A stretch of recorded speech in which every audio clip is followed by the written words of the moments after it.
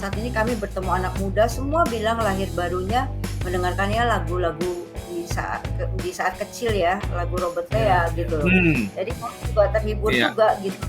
Sekali waktu pernah ketemu dengan beberapa Indonesian Idol juara-juaranya itu ketemu dan begitu mereka dikenal gini-gini, mereka berkata, oh iya Om Tante ini. Masa kecil saya begini-gini dan sebagainya.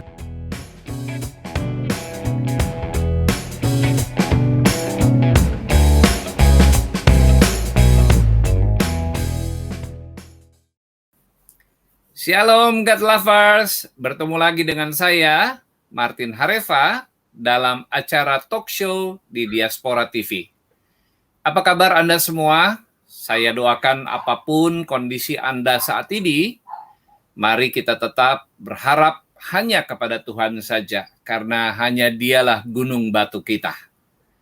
Seperti biasa, talk show Diaspora TV selalu menghadirkan narasumber yang luar biasa dan istimewa, yang menginspirasi setiap God Lovers. Kali ini, tamu istimewa kita adalah Pastor Robert Sutanto bersama sang istri, Pastor Lea Sutanto. Pasangan yang memiliki talenta melayani Tuhan di bidang musik, di mana sudah menciptakan lebih dari 300 lagu rohani. Hari ini hadir untuk menyaksikan kasih Tuhan yang mereka alami, bagaimana suka duka mereka dalam pelayanan. Semua untuk God Lovers. Untuk itu, mari kita sambut Pastor Robert dan Pastor Lea Sutanto. Shalom Pak Robert dan Ibu Lea. Shalom Pak Martin. Pak Martin. Puji Tuhan. Apa kabar Pak Robert dan Bu Lea? Sehat? Sehat. Baik sekali. Amin. Iya. Amin. Terima kasih sudah berkenan hadir di Diaspora TV. Ini sebuah kehormatan bagi kami, didatangi oleh kedua hambanya, Pastor Robert dan Lea Sutanto. Sebelum kita mulai bincang-bincang hari ini, mari kita awali dengan doa terlebih dahulu. Mari kita berdoa, Pak Robert, Bu Lea. Terima kasih Tuhan untuk kasih dan anugerah-Mu, keselamatan yang pasti di dalam Kristus Yesus. Secara khusus kami bersyukur untuk kehadiran kedua hamba-Mu, Pak Robert dan juga Ibu Lea di tengah-tengah talk show ini. Kami mohon Roh Kudus memimpin perbincangan kami, sehingga setiap kami yang mendengar sungguh diberkati melalui pengalaman hidup mereka, perjumpaan mereka dengan Tuhan, dan perjalanan hidup bersama dengan Tuhan menjadi berkat dan alat Tuhan di tengah-tengah dunia ini. Terpujilah nama-Mu Bapa, dalam nama Tuhan Yesus kami berdoa. Amin. Amin. God Lovers, terkait narasumber kita siang hari ini. Dan juga jangan lupa untuk like, membagikan video ini, serta juga mensubscribe channel Diaspora TV. Nah, Pak Robert, tidak banyak yang tahu bahwa Anda lahir dari keluarga yang bukan Kristen. Bisa cerita tentang masa kecil sampai remaja Bapak dan latar belakang keluarga Bapak. Silakan Pak Robert. Oke. Shalom saudara sekalian, God Lovers. Saya terlahir dari keluarga yang bukan Kristen dan saya dibesarkan juga dengan keluarga yang bukan Kristen. Saya hanya sekolah di sekolah Kristen dari SD, SMP, SMA, lulus, kemudian selesai itu saya berangkat ke Kanada untuk sekolah. Nah, masa kecil saya adalah masa kecil yang biasa kalau menurut saya. Ya, kenakalan-kenakalan anak-anak kecil, lalu kemudian menjelang dewasa. Orang tua saya mendidik saya di dalam pendidikan di mana kita harus benar ya. Menurut mereka tidak boleh menipu orang, semua dengan standar-standar value yang seperti kebanyakan orang-orang juga ajarkan seperti demikian. Kalau nakal ya dihukum, lalu nakal ya diberitahu dan sebagainya. Dan masa kecil saya sampai masa remaja saya adalah masa yang buat saya sih menyenangkan, karena saya tinggal di sebuah rumah yang keluarga yang besar. Saudara, keluarga saya, saudara-saudara saya ada 10 saudara, 10 termasuk saya. Wow. Jadi sudah ada yang meninggal beberapa. Ya, jadi sudah bisa bayangkan pada waktu orang tua saya masih merintis dari awal, kami latar belakang jadi pedagang begitu ya. Orang tua saya punya toko yang kecil di daerah Roxy, lalu kemudian dari kecil menjadi besar-besar. Dan waktu itu sampai saya waktu itu saya anak nomor 6. Jadi ada yang ke bawah lagi saya.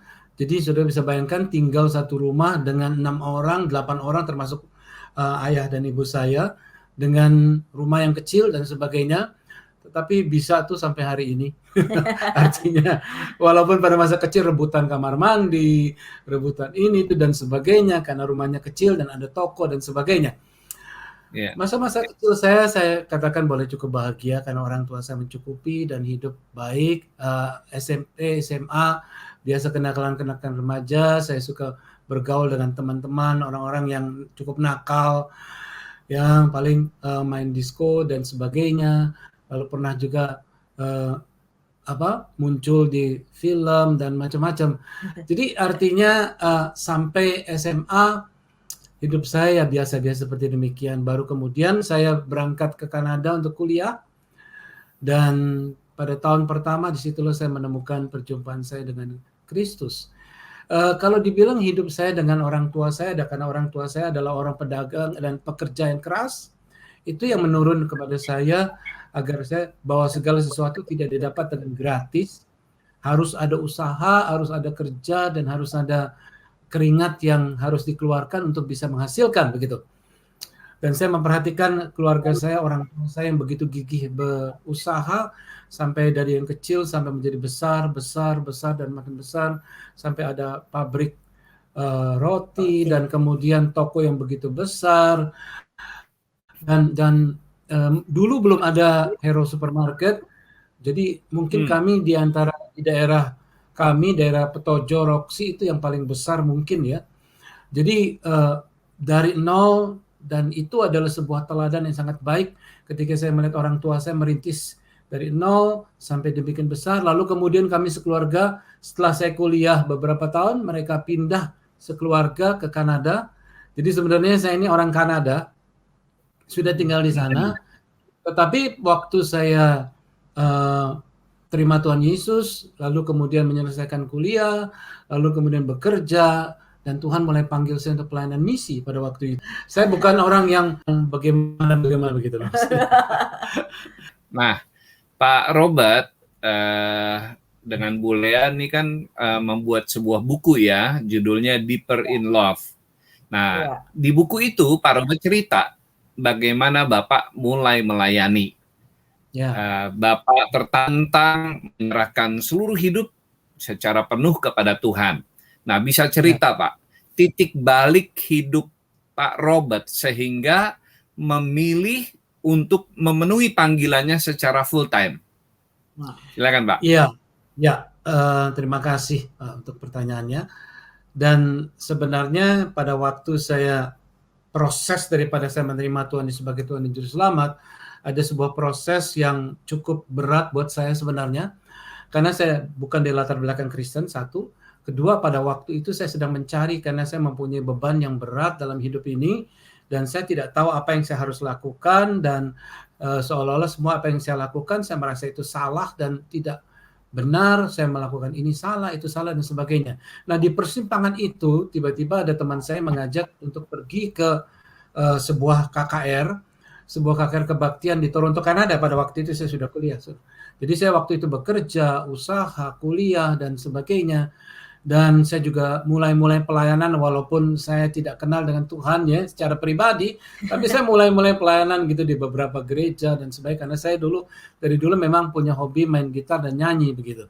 Dan tapi justru di tengah-tengah persimpangan jalan itu teman saya mengajak saya untuk ikut KKR, dan di KKR itu di buku itu mungkin nggak diceritakan, tetapi di KKR itu yang khotbah adalah adik tiri dari Elvis Presley, namanya Stanley, dan dia berkhotbah tentang sebuah lagu sebenarnya, lagu yang dinyanyikan oleh Bob Dylan, yaitu You Gotta Serve Somebody.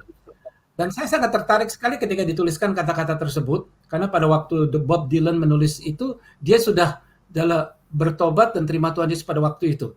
Jadi ini adalah fresh dari imannya dia menulis lagu itu, dan itu kena message ke saya bahwa apapun yang kamu lakukan, apapun yang kamu perbuat, apapun yang ada dalam hati kamu, yang kamu ingin rencanakan dan sebagainya, itu berujung kepada seseorang yang kamu sembah. You gotta serve somebody.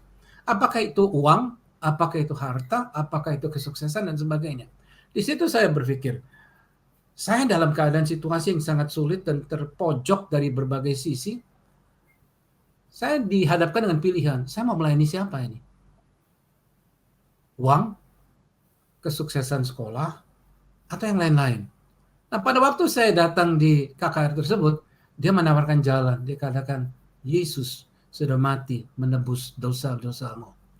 Pada waktu dia panggil altar call, entah bagaimana saya turun, padahal saya duduk di lantai 2, itu di balkon, saya turun ke bawah dan saya didoakan, dan pada waktu itu saya dijamah, dan disitulah saya membuat komitmen kepada Tuhan Yesus. Di gereja evangelical, Pak, bukan gereja karismatik. Jadi pada waktu saya turun, saya didoakan dan sebagainya, saya terima Tuhan Yesus sebagai Tuhan dan Juru Selamat, dan proses kehidupan pembaruan saya terus berjalan sampai pada waktu saya dibaptis bulan April, pada waktu itu Maret, karena tahun 80 itu waktu itu.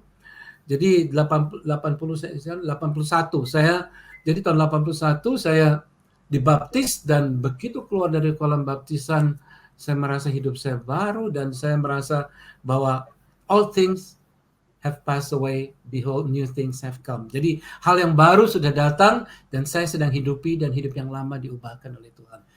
Prosesnya itu sangat indah sekali, dan prosesnya itu sesuatu perubahan secara transformasi ya, kehidupan drastis, ya. Jadi drastis, jadi saya berubah, tadinya mungkin ke arah mengikuti iblis gitu saudara ya.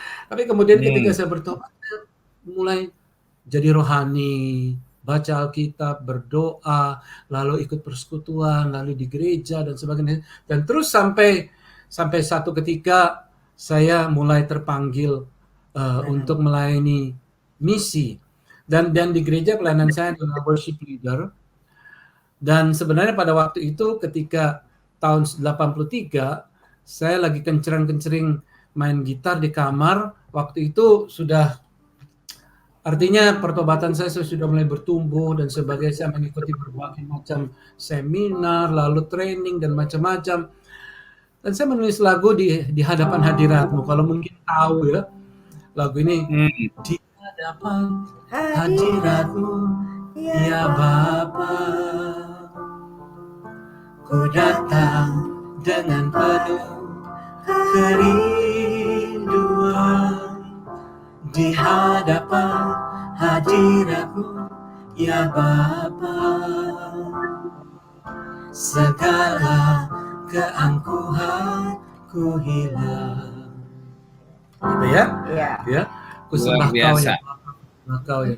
Nah, seolah-olah lagu itu ketika saya merenung-renung, sepertinya Tuhan tuh berbicara dalam hati saya, kamu akan lihat lagu ini akan menjadi berkat bagi banyak orang.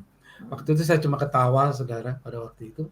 Karena saya berpikir saya di Toronto, di kamar kecil, di sebuah kamar yang kecil, saya kencang-kencang main gitar, saya cuma paling nyanyiin di gereja nyanyiin, tanpa saya tahu ternyata ada banyak hamba-hamba Tuhan yang datang ke Toronto, mendengar lagu itu, lalu mereka bawa ke Indonesia dan bawa sampai kemana-mana.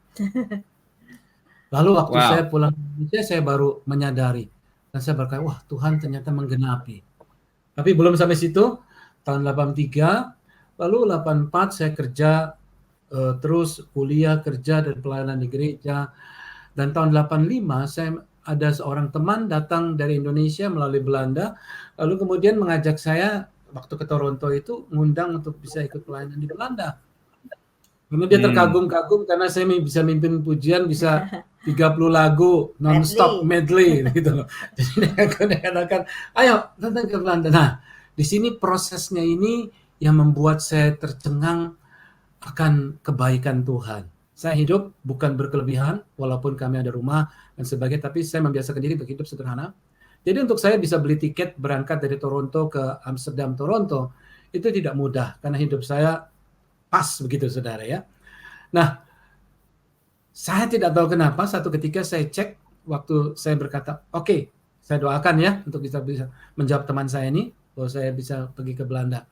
Lalu saya ke bank dan saya ngecek, saudara tahu bahwa di rekening saya tiba-tiba tambah $550 Kanada. Saya tuh terkaget-kaget, saya bilang ini uang dari mana? Saya tidak tahu, orang tua saya tidak mungkin karena lalu kemudian teman saya apalagi nggak ada yang tahu nomor rekening saya.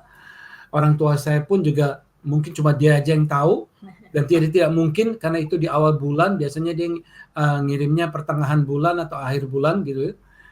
Jadi saya berkata, wah, lalu saya cek harga tiket dan ternyata harganya pas seperti demikian. Kalau nggak salah sekitar 450, lalu saya pergi ngurus visa dan itu pas 550 semuanya sehingga saya bisa berangkat ke Belanda. Iya. Nah, disitulah awal pelayanan misi saya dan di situ saya melihat bagaimana Tuhan itu begitu baik yang menuntun satu persatu.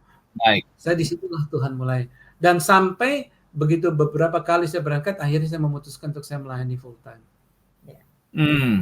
Dimulai dengan pengalaman kelahiran baru ya Pak Robert? Ya, pertama kelahiran baru, terus kemudian menciptakan lagu. Ya, terus kemudian mulai pelayanan misi. Akhirnya terpanggil pelayanan. Terpanggil. Ya. Luar biasa.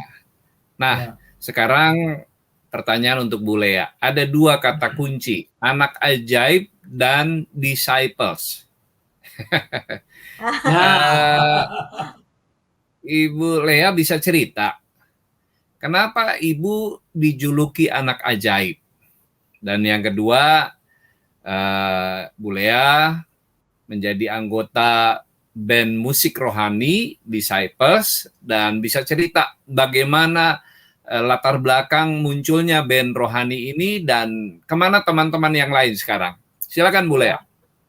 Ya, waktu itu saya masih berusia 5 tahun dan orang tua saya dulu Kristen, hanya ya Kristen-Kristenan. Setelah itu waktu saya umur 5 tahun tuh kakak saya yang pertama, Linda, dipanggil Tuhan.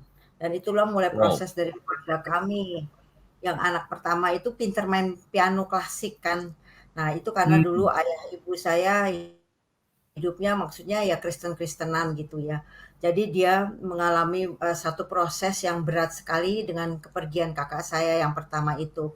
Nah akhirnya yang sangat disayangi karena dia anak yang sangat talented dan sangat pintar sekali.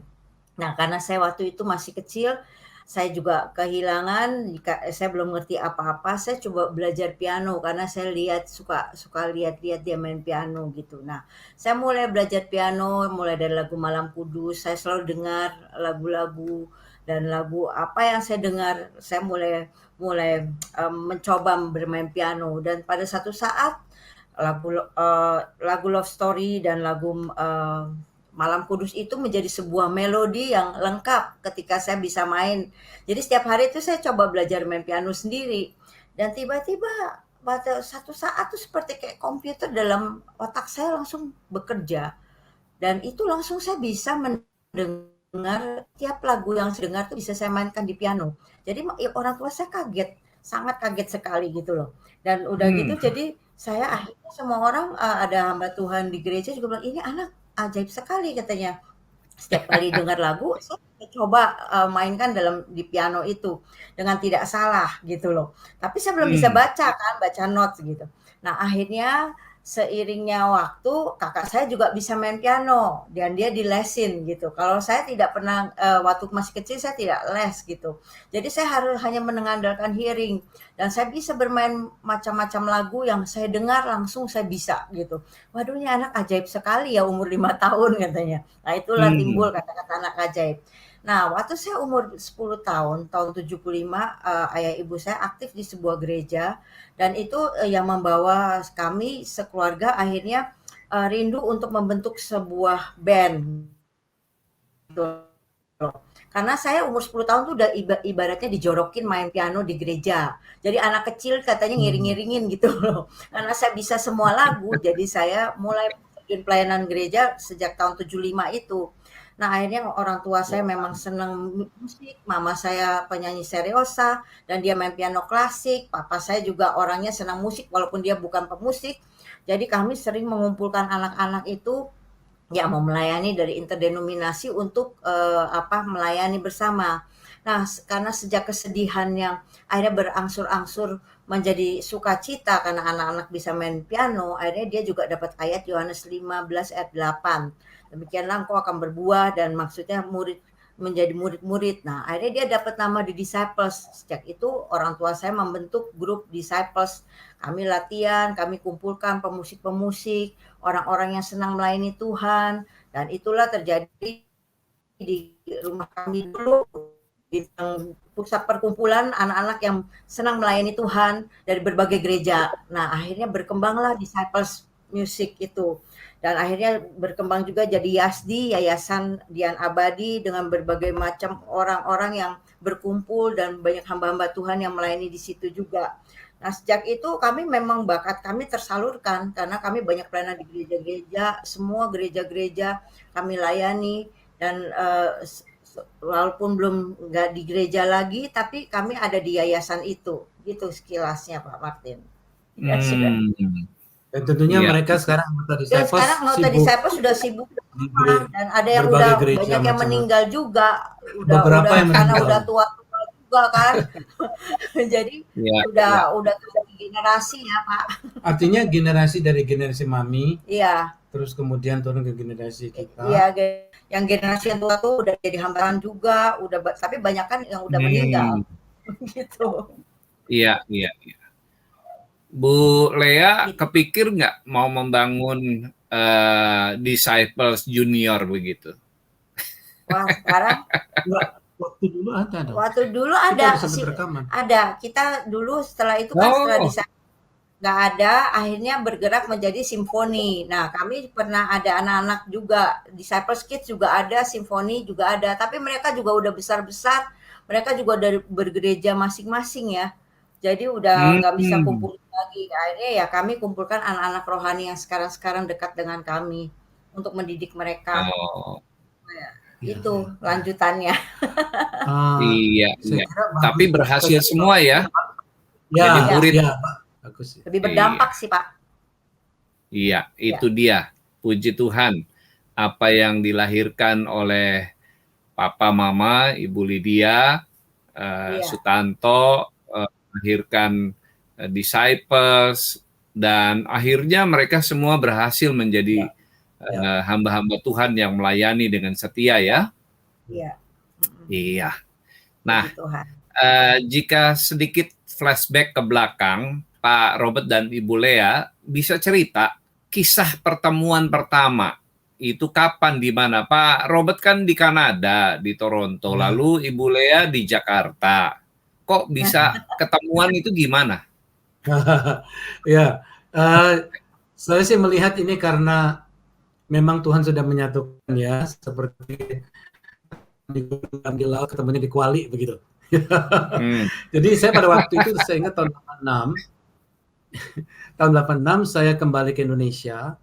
Karena pada waktu di Belanda, saya teruskan di Belanda sedikit, saya bertemu dengan pada waktu itu dengan Pastor Jeffrey Rahmat, dengan sekarang mereka jadi pastor, lalu Jose Carroll, lalu kemudian In Cipto, lalu beberapa lagi yang mereka juga melayani di berbagai tempat ya.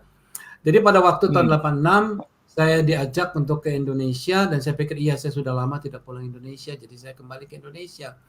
Saya tinggal di rumah teman saya ini, di rumah Jeffrey Rahmat, tapi terus kemudian dia mau berangkat ke Kalimantan sekeluarga, jadi nggak ada orang di rumah. Jadi saya pada waktu itu memang lagi pergi pelayanan ke Jawa Tengah, ke gunung itu, saya lupa pelayanan di mana. Lalu ketemu dengan kakaknya dia, nah dengan Lani. Pada waktu pulang saya nggak ada tempat tinggal karena teman saya ini lagi berangkat sekeluarga ke Kalimantan. Jadi akhirnya dia tawarin ke rumah, dan saya nginep di rumah. Nah, disitulah saya pertama kali ketemu dengan. Karena kami kan biasa terima hamba-hamba Tuhan ya. Dari zaman dulu rumah kami itu kan banyak hamba hamba Tuhan yang datang. Jadi walaupun kami sudah pindah rumah yang Ya. kecil, jadi kakak saya juga bilang, "Ya udah tinggal aja di rumah, tapi rumahnya kecil sekarang, udah nggak rumah gede lagi," gitu Heeh. ceritanya. Hmm, Jadi ya. pada waktu itu saya diundang dan saya tinggal, disitulah saya bertemu dengan istri saya. Pada awalnya sih mungkin biasa saja ya, dia juga Iya. nggak ada perasaan apa-apa, saya juga nggak ada perasaan apa-apa. Dia sibuk dan saya juga sibuk. Lalu kemudian satu ketika makin lama ya makin dekat di Karena keluarga pernah itu. dapat mimpi kamu. Oh iya, Iya, saya pernah heeh. ada. Ya, saya pernah ada Oh, mimpi. Saya kira ini puji Tuhan ya, ini mungkin tidak semua orang bisa seperti demikian, tapi hanya mungkin orang-orang tertentu. Saya juga nggak tahu, tetapi waktu itu saya berdoa karena pada saya berdoa untuk jodoh pada waktu itu karena saya pikir saya ingin menikah dengan orang yang hamba Tuhan. Karena panggilan saya sebagai hamba Tuhan. Nah, hmm, sedangkan untuk saya di Toronto, Kanada, itu kemungkinannya kan saya tidak berpikir sampai segitu jauh. Keluarga saya adalah keluarga bisnismen, keluarga usaha, dan semuanya kerja, dan saya menjadi hamba Tuhan. Jadi buat saya ini sesuatu yang saya perlu gumulkan, doakan. Nah, satu ketika saya bermimpi, saya lagi berdoa, saya nggak tahu bagaimana, saya mungkin jatuh ketiduran atau gimana, saya juga nggak tahu, nggak jelas, tapi saya melihat ada sebuah gambaran. Gambaran itu saya lihat ada seorang perempuan yang rambut panjang, kemudian kulit seperti orang Hawaii, lalu suka tersenyum. Dan begitu saya makin lama tinggal di rumah dia, kok kayaknya saya pernah lihat dia nih ya, di mana begitu. Lalu saya itu padahal itu tahun 85 itu waktu itu. Dan itu tahun 86, 86, 85, 84 begitu. Ini 86. Lalu saya bilang, saya di mana ya waktu itu? Nah, dari situlah saya, oh iya mungkin ini. Bisa ngomong begitu. Jadi kita ini nggak seperti orang-orang yang biasa pacaran, kenalan dulu, jalan-jalan begini-gini. Istilahnya eh, gombal-gombal, cerita gini, janji ini, janji sana dan sebagainya. Enggak. Jadi kita ini memang karena saya mau melayani dan jadi saya langsung ngomong sama dia, Iya. ngomong ke mamanya. Jadi semuanya seperti smooth gitu.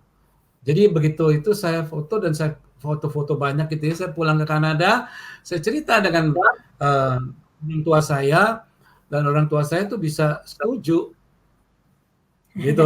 Itu. Nah, itu dari sisi saya, mungkin dari sisi dia mungkin Kalau perlu. saya, karena saya mempunyai ya. sebuah, saya senang nyanyi ya, tapi walaupun dulu saya Hmm, tidak pede nyanyi, saya lebih pede kalau main piano gitu.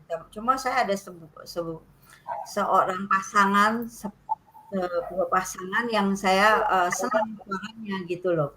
Nah, itu yang menjadi pemikiran saya, kalau misalnya saya suaranya gini, saya ingin punya pasangan yang suaranya seperti ini gitu. Nah, itu akhirnya waktu dia sering nyanyi-nyanyi, loh kok ini suaranya mirip seperti yang saya mau gitu. Tapi saya pun karena masih muda, saya masih punya karir dan saya punya teman banyak, jadi saya tidak pernah berpikir nikah muda terus terang. Akhirnya ketika saya bertemu dengan dia, saya rasanya bukan seperti orang-orang yang pacaran yang maksudnya senang karena dulu juga banyak yang kelihatannya nungguin saya, jadi saya juga nggak lihat-lihat, maksudnya nggak. Makin lama saya bilang kok ini orang oke ya, maksudnya nyambung gitu. Waktu dia minta sama mama saya pikir banyak sekali yang minta mama saya bilang kan kita juga orang kalau pacaran, kalau gombal juga bisa minta orang tua, "Boleh ya tante, Lea buat saya ya," gitu kan. Banyak sekali yang ngomong kayak gitu loh. Jadi saya ya tenang-tenang hmm, aja. Tapi makin lama saya rasa kayaknya walaupun bukan cinta yang kayak anak-anak, tapi maksudnya, oh ya ini sepertinya cocok buat saya gitu loh. Karena ya berdasarkan saya punya insting dan impresi yang Tuhan kasih ya. Saya belum dengar, belum merasa dengar suara Tuhan begini-begini, enggak gitu loh, yang simpel aja menurut saya. Akhirnya saya bisa mau dan itu semua membuat geger rekan-rekan pelayanan saya, teman-teman. "Kenapa kamu usia muda sekali mau menikah?" katanya dia bilang. "Karena bedanya jauh," gitu loh. Saya juga nggak tahu, saya bilang gitu. "Ya pokoknya saya menikah aja," saya bilang begitu. Bukan bukan juga kayak orang frustasi karena saya punya karir musik bagus, semuanya bagus gitu loh. Cuma saya, menikah akhirnya proses sangat cepat gitu loh. Begitu kami tunangan baru kami mulai pacaran, mulai kenal gitu. Jadi itu prosesnya terbalik, bukan kayak orang dulu. Jadi kami membuat lagu, banyak membuat lagu Itu juga. setelah resmi ya? Ya, setelah tunangan. Setelah tunangan. Jadi setelah tunangan itu sepertinya Tuhan tuh buka keran Bikin lagu Kau Yang Terindah, Datang ke Hadirat Tuhan. Nah, itu yang banyak lagu-lagu yang kami jadi itu semakin menyatukan bahwa memang kita ini. Jadi bikin lagu karena memang saya lebih banyak mendalami firman Tuhan, Alkitab. Jadi saya banyak menulis kata-kata, dan istri saya nih Lea banyak membuat melodi karena memang setiap kali dia main piano muncul melodi baru, dari chordnya pun juga melodinya keluar dan sebagainya, sehingga dia banyak konsentrasi dibuat melodi, dan lalu saya banyak di kata-kata. Iya. Gitu. Jadi ketemu ya? Ketemu bener. Karunianya nyambung gitu ya? Iya. Saling melengkapi. Iya. Saling melengkapi. Iya, saya mungkin di garam yang di laut, dia mungkin asam yang di gunung gitu. Ketemunya di Kuali. Gitu. Ketemunya di Kuali. Lahirlah lagu-lagu rohani sampai ratusan jumlahnya ya. Nah, Pak Robert Bulea, dari pernikahan Bapak dan Ibu, Tuhan karuniakan 3 anak yang hebat-hebat. Bahkan sekarang juga terlibat dalam pelayanan. Bisa cerita tentang 3 buah hati Anda? Silakan. Ya, tahun 88 kami menikah, bulan Januari. Lalu November kami dikaruniai seorang putra, yaitu Raguel. Jadi dia lahir tahun 1988 bulan November. Dan itu anak pertama, sekarang usia dia sudah mau 33. Dan anak yang kedua adalah Kezia, lahir tahun 92. Dan Kezia ini memang anaknya pandai sekali, sudah dari kecil udah kelihatan. Dari bayi, dari kecil sudah kelihatan bahwa dia orangnya tidak mudah terima, suka protes, dan dia ke stand up kalau dia protes. Lalu kemudian tahun 99 anak kami yang ketiga muncul, yaitu Ashley, yang mempunyai pribadi yang sangat berbeda. Dengan yang pertama beda, yang kedua beda. Anak-anak kami pribadinya berbeda semuanya gitu. Jadi yang pertama itu Raguel sweet. Jadi dia ini kalau istilahnya begini, kalau ditanya soal makanan, karena semua kami suka makan, anak-anak kami suka makan. Jadi kalau ditanya yang pertama, Raguel mau tambah makanan, dia kata, oh tidak, saya sudah kenyang. Lihat ini. Perut saya sudah keras ini. Jadi dia bahasanya kalau orang Chinese bilang siu cai, bahasanya tinggi gitu. Halus. Kalau yang kedua, anak saya yang kedua, Kezia, dia memang banyak berkecimpung di gadget, multimedia, videographer, teknologi, pokoknya ada kaitan teknologi dia. Dia kalau ditanya mau makan lagi nggak, langsung dia berkata, ini sudah kenyang, muntah nih. Jadi ini yang kedua, reaksinya reaktif sekali yang kedua. Lalu yang ketiga, anak saya Ashley ini, yang ketiga ini putri dia kalau ditawarin makan, dia tidak pernah menolak. Dan terus dia akan terima, karena dia katakan sayang kalau dibuang. Jadi anak-anak kami ini luar biasa sekali, dari kecil kami mendidik mereka karena melihat karakter pribadinya berbeda-beda. Jadi sehingga harus bisa menyesuaikan diri, menyesuaikan pendidikan buat mereka masing-masing. Ya untuk yang pertama, anak pertama mungkin lebih ke arah thinker, mungkin lebih banyak didorong, dikuati, di-encourage. Kalau yang kedua mungkin lebih kita bagaimana mendidik, mengerti dia punya karakter yang reaktif dan keras. Dan kita harus bisa mengerti tarik ulurnya. Lalu yang ketiga ini sangat sweet. Yang ketiga ini tidak pernah menolak, kalau dikatakan tersenyum terus dan sebagainya. Jadi kita juga perlu encourage untuk dia untuk bisa punya confidence dan sebagainya. Tapi yang kalau yang pertama itu dalam segi musikalitas luar biasa sekali. Ya, dalam membuat lagu. Dia menuruni dua-duanya. Kalau kita dua, dia satu. Ya, jadi dia memang adonannya pas sekali dalam berkarya, dalam bermusik semuanya gitu. Kalau yang kedua lebih ke arah praktis, dalam ke arah gadget dan apa. Tapi dia juga musikalitasnya luar biasa. Karena dia pemain drum. Pemain drum yang perempuan. Wow. Jadi Putri ya. Jadi iya, klop sekali mereka, kalau bekerja sama sangat klop sekali.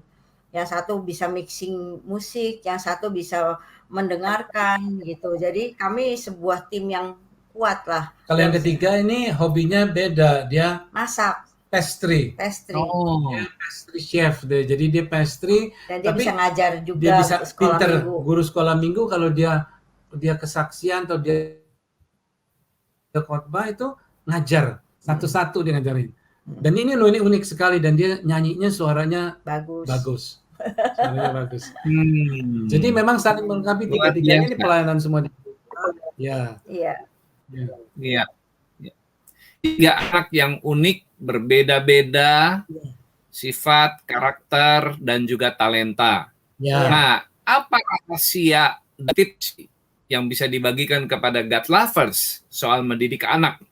Mungkin Bu Lea kali ya yang menjawab, sehingga ada damai sejahtera di dalam rumah tangga, di dalam keluarga. Walaupun 3 ini berbeda-beda, tapi bisa akur, bisa Nah itu rukun, bahkan pelayanan bareng. Silakan Bu Lea.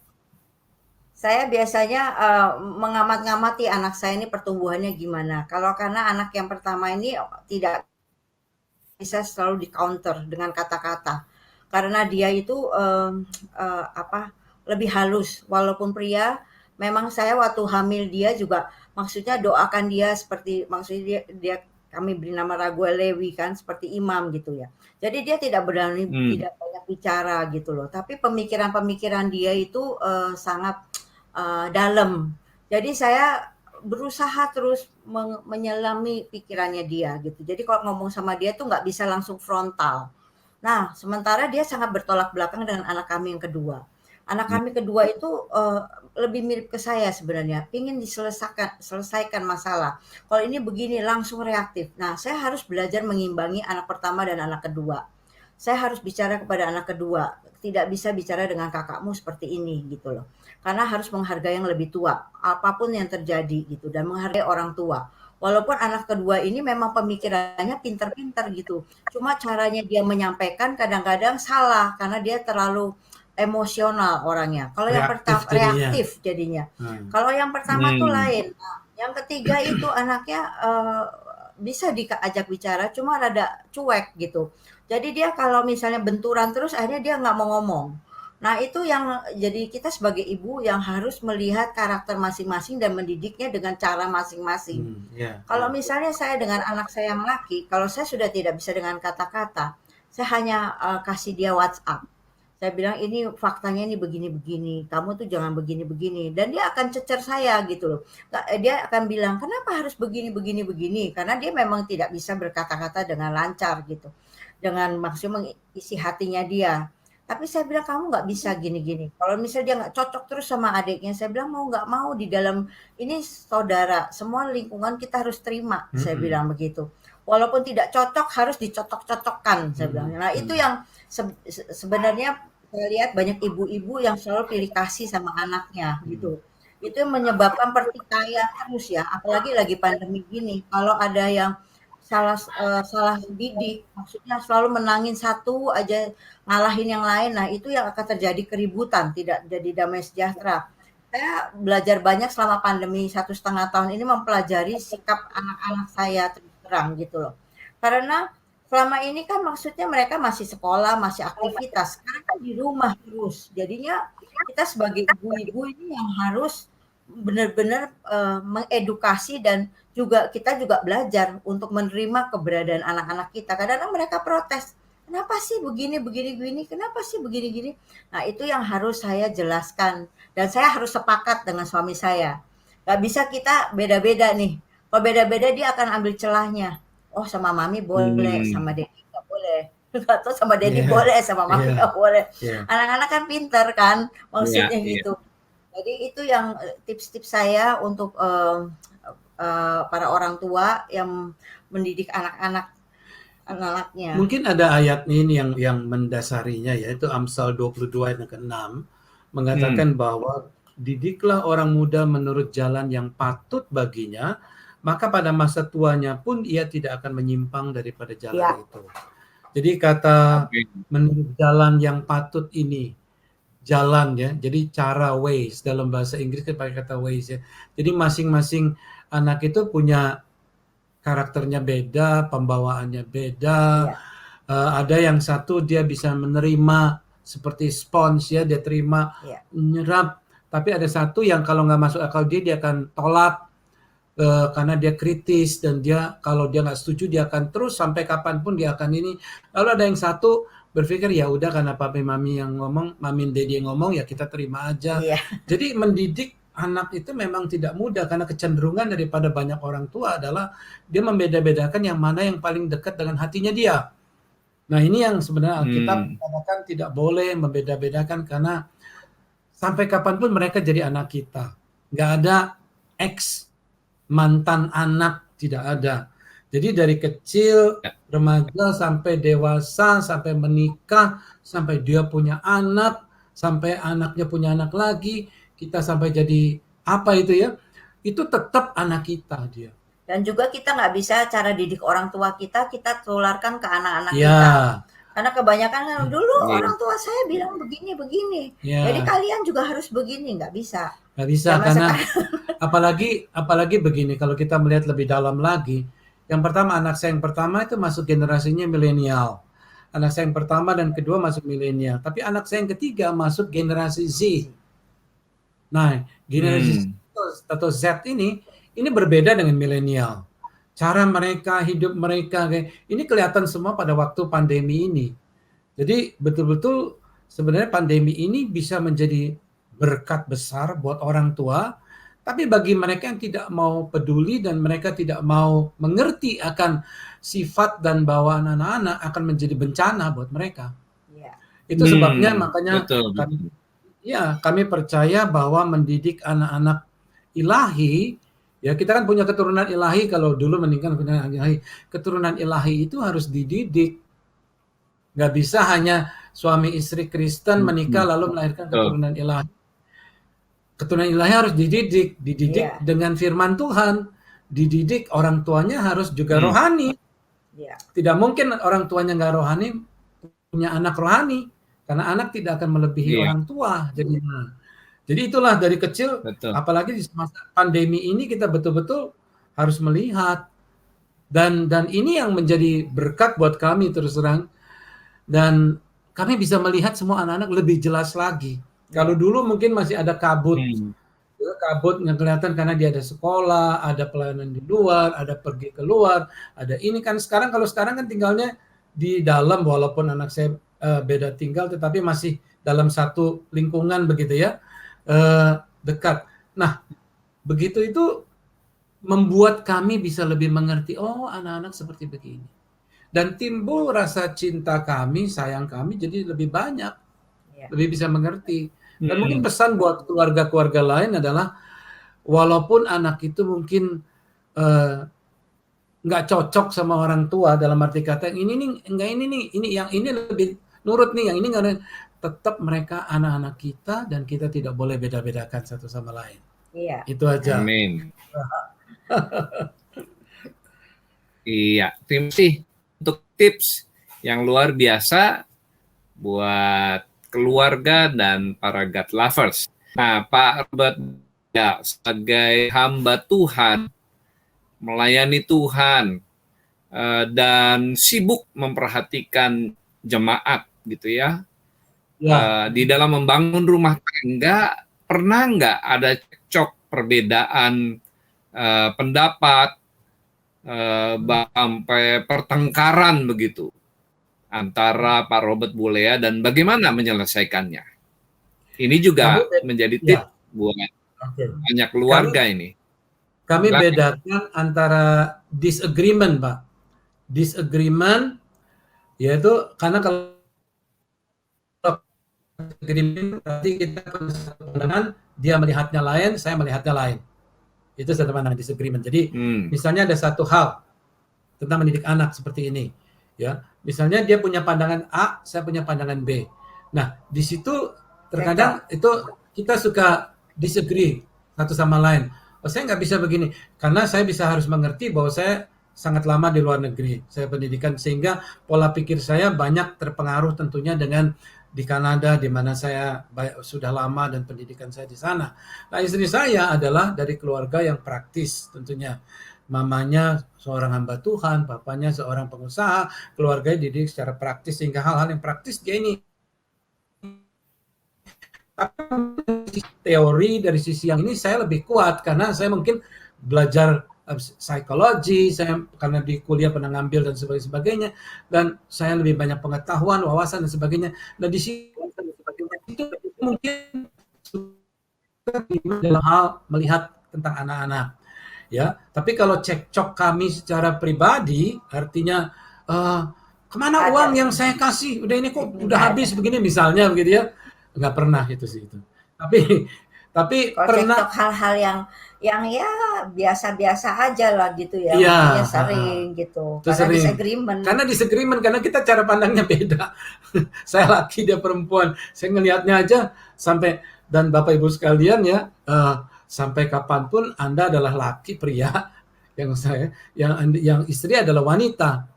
Dari cara ngomongnya saja berbeda, dari cara ekspresinya beda, dari cara membahasnya pun akan berbeda. Kita cari tengah-tengahnya. Kalau saya orangnya senang detail. Kalau ngomong sama orang saya detail gitu. Nah, suami saya bilang jangan diajarin, jangan ngomong kayak gitu.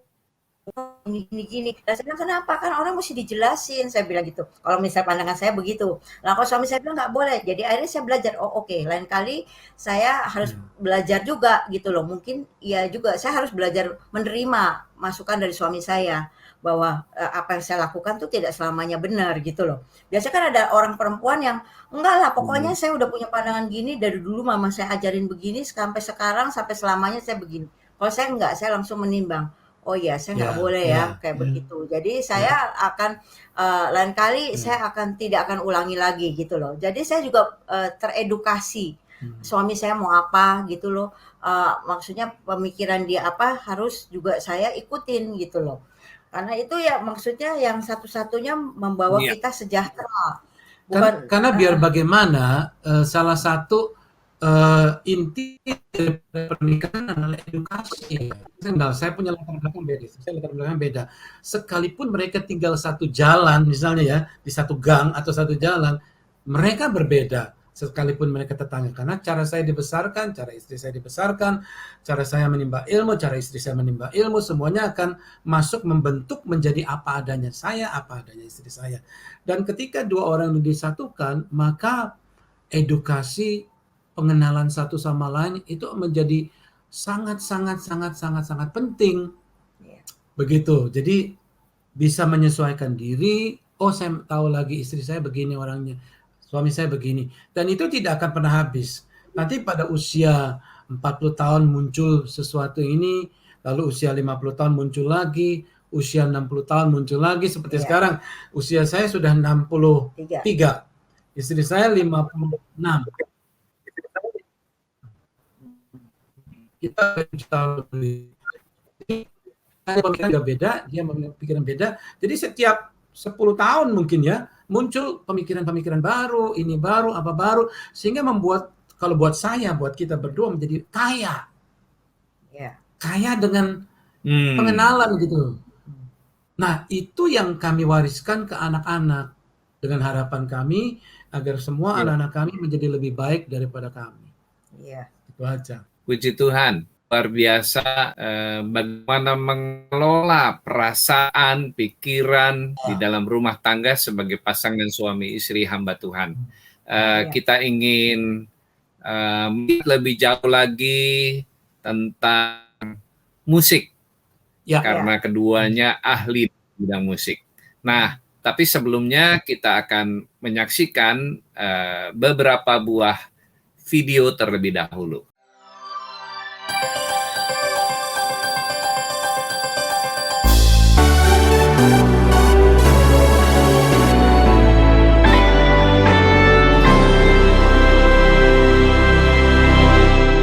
Pesan Tuhan ini kembali bergema buat kita. Kamu bisa berbuah lebat. Iman yang benar adalah iman di dalam Kristus. Iman yang berangkat dari kesungguhan hati. Yang perlu kita lakukan adalah memperbaharui hidup kita dan cara pandang kita dengan apa? Firman Dosa. Tuhan. Dosa hanya membawa kepada penderitaan, saudara. Atau dengan kata lain, kasih adalah tujuan akhir. Namun iman dan pengharapan merupakan cara.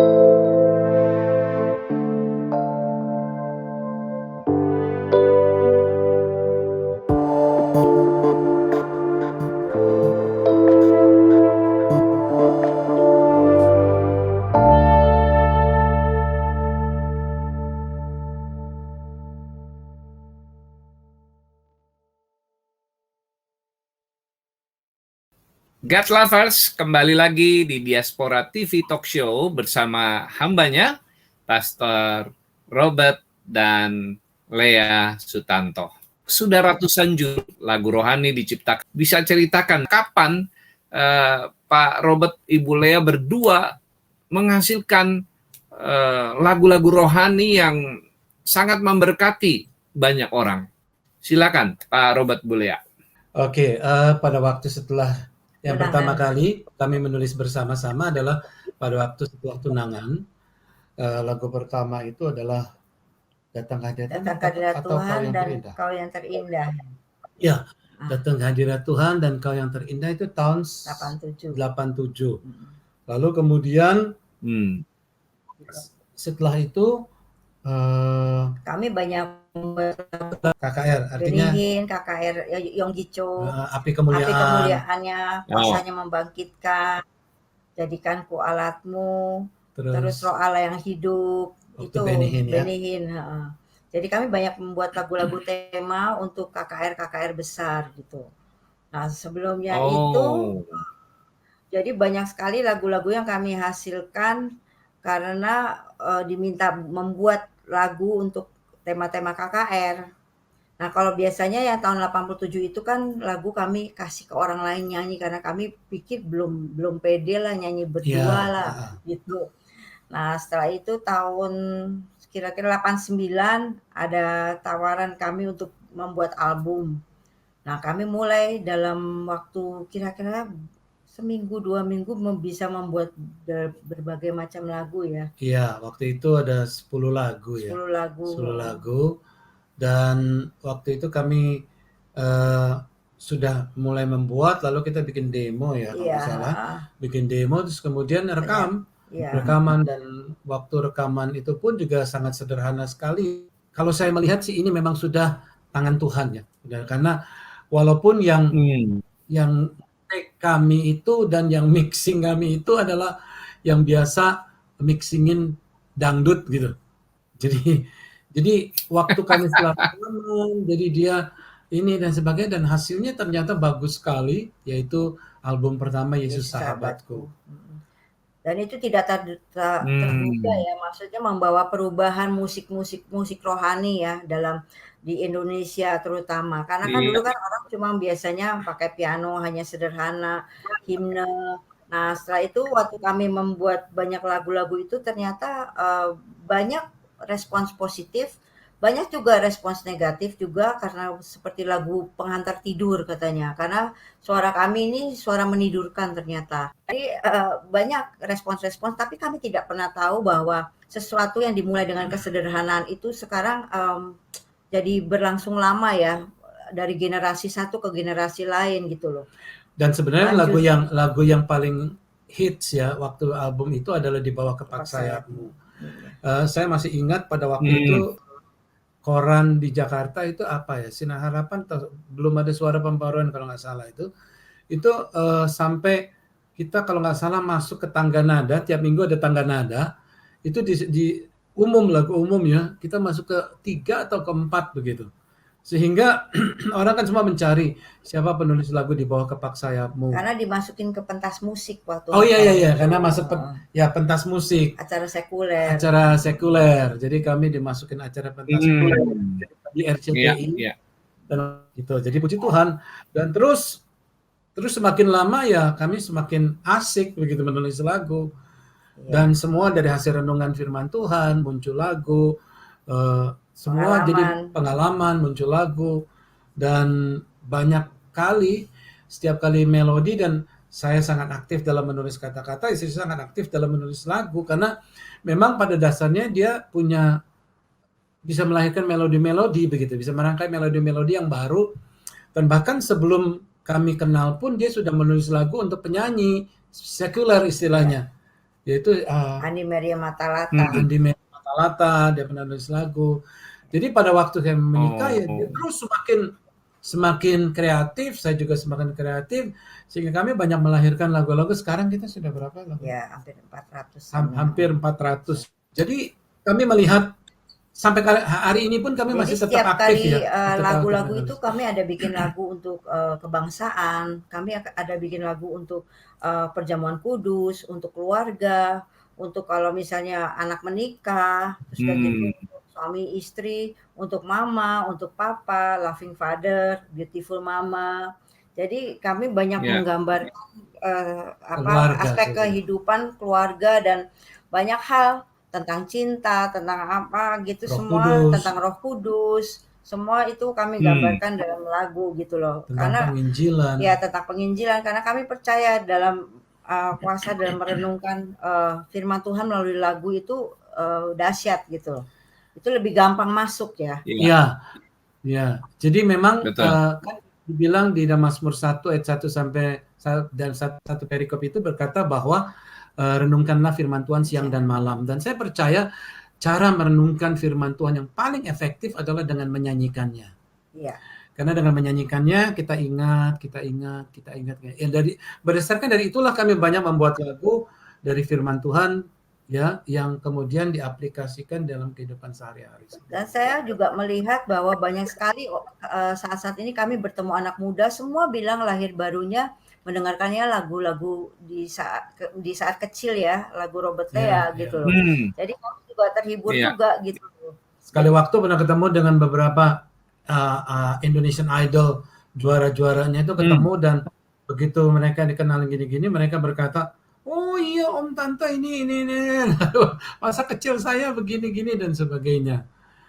Dan bahkan ternyata waktu kami pernah diundang ke gubernur waktu masih Pak Ahok ya, dan kemudian kami kasih CD setelah ngobrol-ngobrol dengan beliau, wah ini adalah kesukaan saya gini-gini, dia ngomong sama stafnya ini gini-gini dan sebagainya. Ternyata lagu-lagu yang Tuhan kasih bisa masuk sampai ke semua lapisan masyarakat. Iya. Bicara lagu-lagu rohani Kristen, tangan gereja-gereja, nama Robert Lea asing lagi.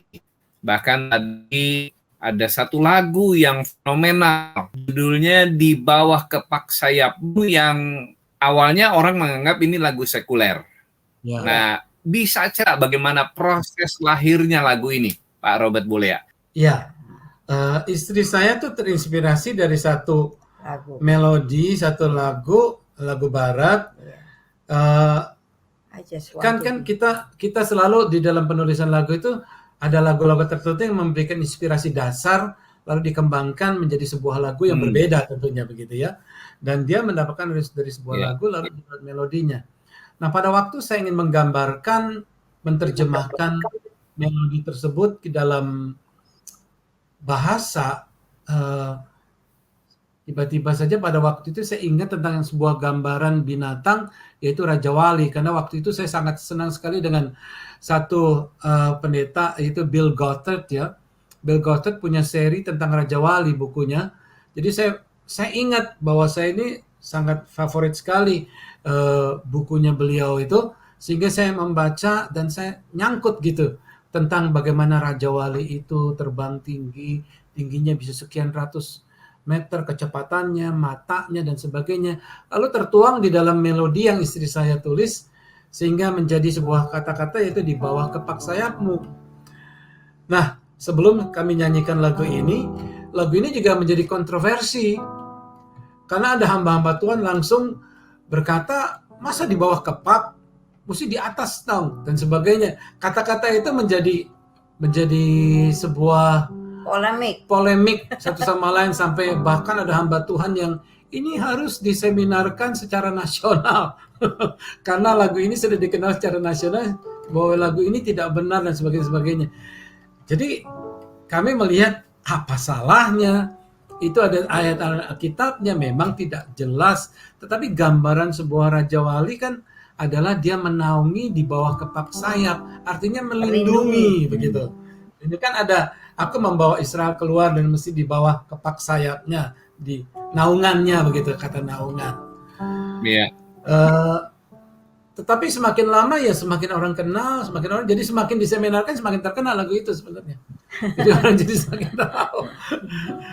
Dan yang luar biasanya adalah Itu saudara-saudara. menggambarkan perjalanan hidup kami yang sering terbang. Nah, itu mungkin hal yang kedua nanti Ya, kita akan nanti. sharing. Tapi sebelumnya ini adalah ternyata lagu ini berdampak bagi saudara-saudara kita dari agama-agama lain. Iya. Dan mereka menjadi senang. Sampai-sampai kami pernah dibikinkan acara di radio, salah satu radio terkenal di Surabaya. Sehingga saya harus 2 minggu sekali pulang pergi ke Surabaya untuk mengisi di acara itu. Itu Sungai Kehidupan. Nah, ternyata banyak sekali orang-orang dari berbeda agama yang menyukai lagu itu, sehingga mereka sampai tulis di salah satu di koran Jawa Pos, kalau nggak salah, dia katakan begini, saya tidak tahu saya sudah terlanjur menyukai lagu tersebut, dan ternyata lagu itu adalah lagu Kristen, tapi saya sudah terlanjur suka. Gitu. Jadi puji Tuhan saudara ya. Kami nyanyikan lagu ini.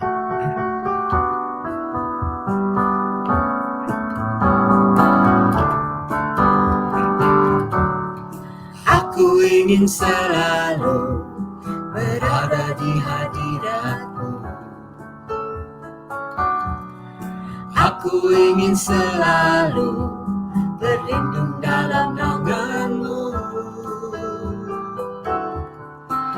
Di bawah kepak sayap-Mu, Kau bawaku terbang tinggi, melintasi langit biru, bagaikan Raja Wali.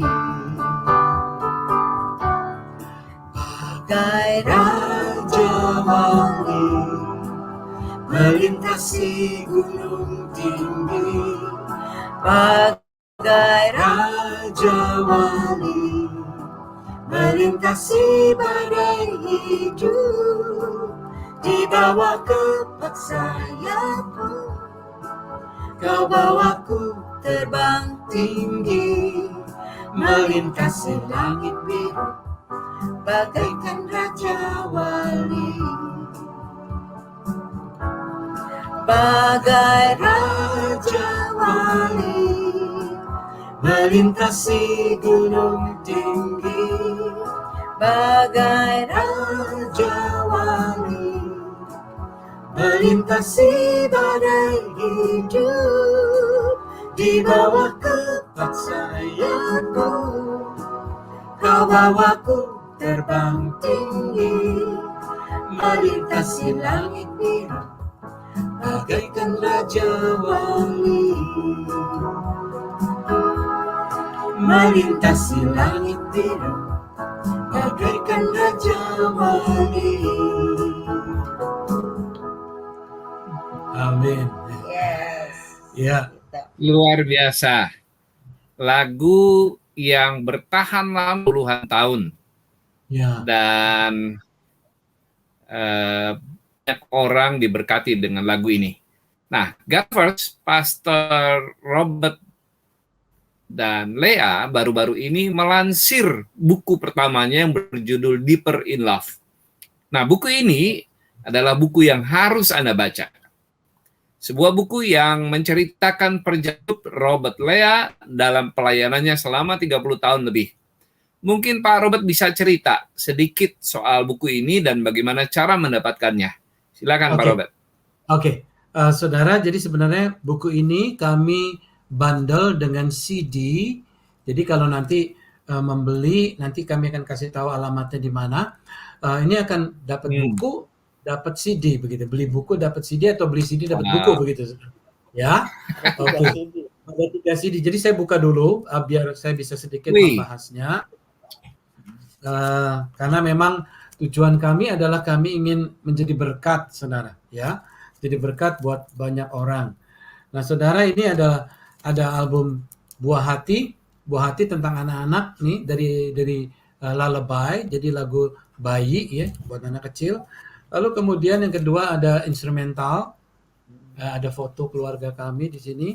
Yang ketiga adalah Grateful, yaitu kalau saudara lihat nih saya ini kepalanya botak nih, ya karena waktu itu saya kalau ada kesempatan ini kesaksian tentang bagaimana saya terkena kanker limfoma tapi sekarang saya sudah sehat.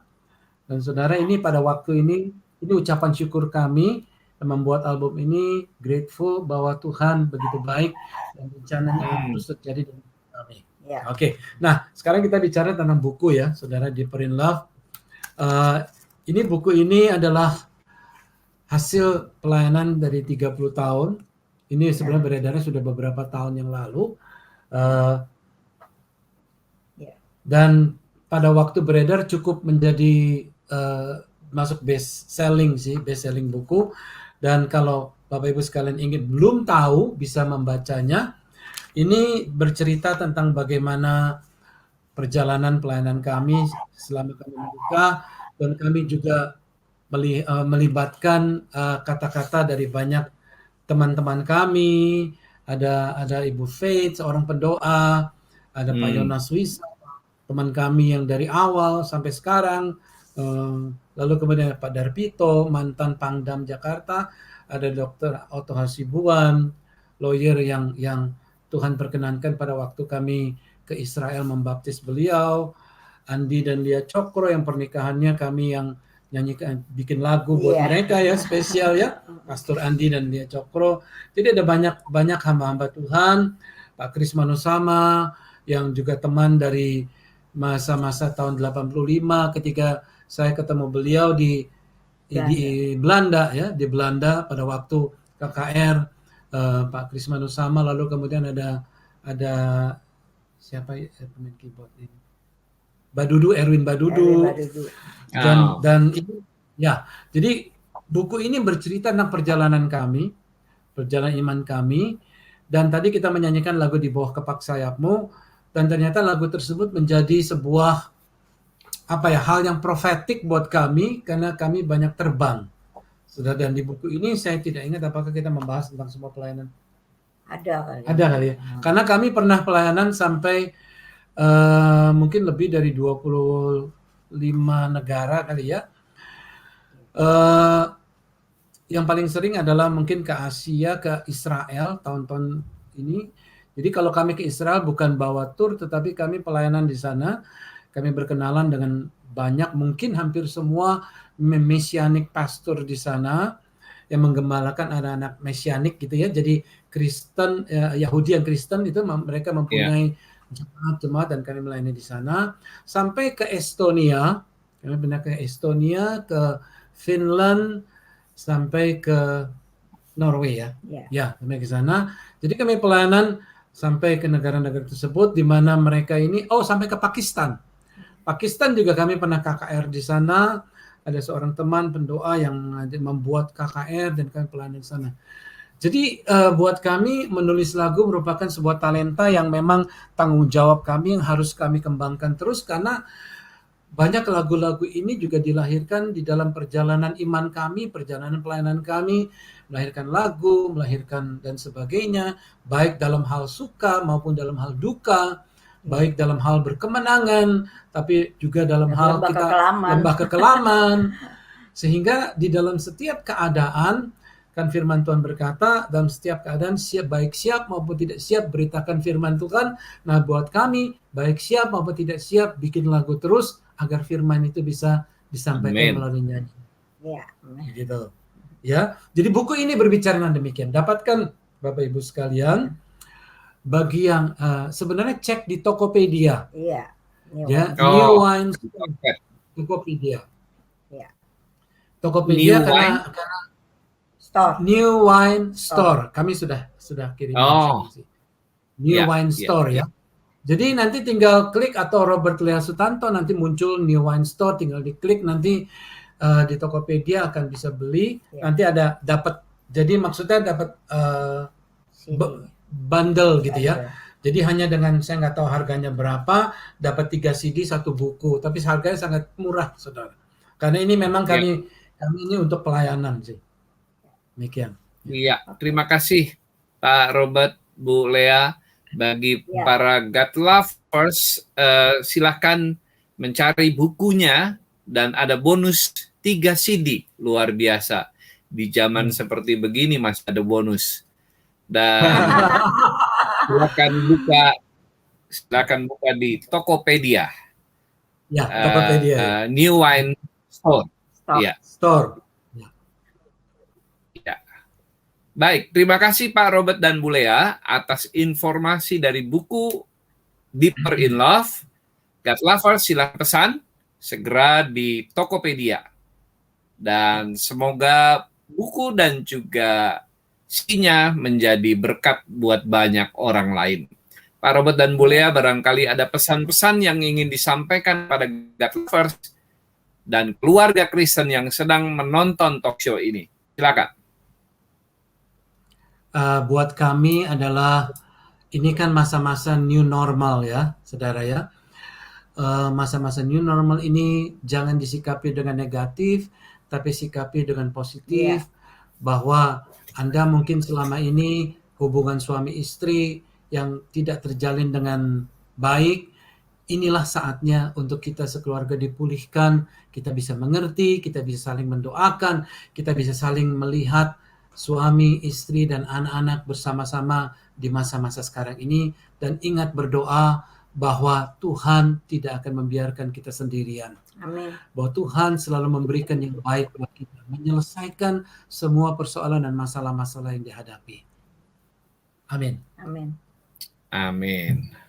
God lovers, kita sudah tiba di ujung acara, tapi Pak Robert dan Ibu Lea Sutanto akan kembali lagi hadir di dalam talk show Sabtu depan pada waktu yang sama, jam 1 siang.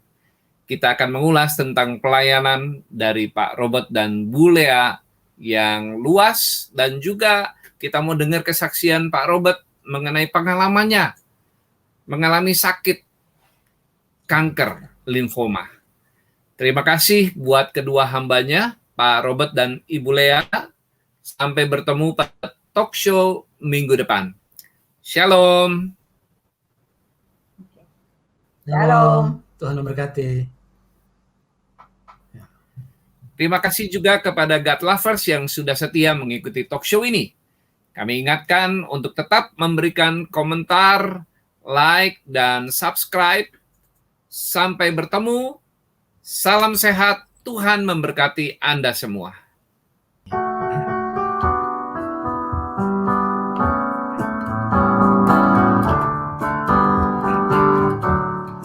Aku ingin selalu berada di hadirat-Mu. Aku ingin selalu berlindung dalam naungan-Mu. Di bawah kepak sayap-Mu, Kau bawaku terbang tinggi, melintasi langit biru, bagaikan raja wali. Bagai raja wali, melintasi gunung tinggi. Bagai raja wali, melintasi badai hidup. dibawa kepak sayapmu.